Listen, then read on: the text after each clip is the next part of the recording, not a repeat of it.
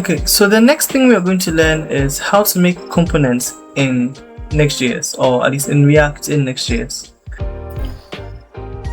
Okay, so the first thing we need to understand is what are components, right? And the way I'll explain this is by comparing how a website will be built with HTML and then with React, which is Next.js front-end framework. So we have a template website here, right? We have a hero section and then we have a top bar at the top.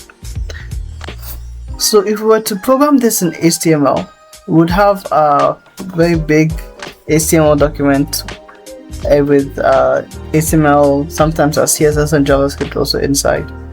And if you wanted to make any changes to, let's say, the hero section, we'd have to go to the hero section in that long document and make the edits there. If you wanted to make other variations of the hero section, you'd have to copy that code, paste it in the same document. So basically like duplicating. And that's not the most, maintainable method. So Next.js uses React, and in React you use something called components.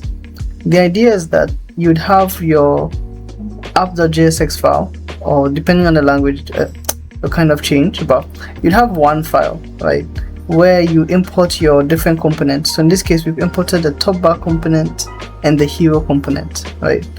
And then the top bar component simply is a file that having the implementation information about the top bar. So how the top bar is supposed to be shown in HTML will be put in a function and be put in that file.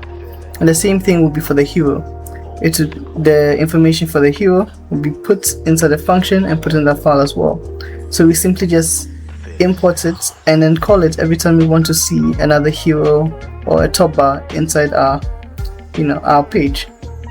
So yeah, so basically this is what components are, right? So this video, like I said earlier, is just to explain to you what exactly we mean by components, especially comparing it to how we understand web development with vanilla HTML. So you can click on the next video, which is where we'll be going through the code implementation for components with React and Next.js. So if you'd like to learn more with us, you could go to our website and register to join our community, or join our WhatsApp group where we'll be posting announcements and videos about the lessons that we'll be providing.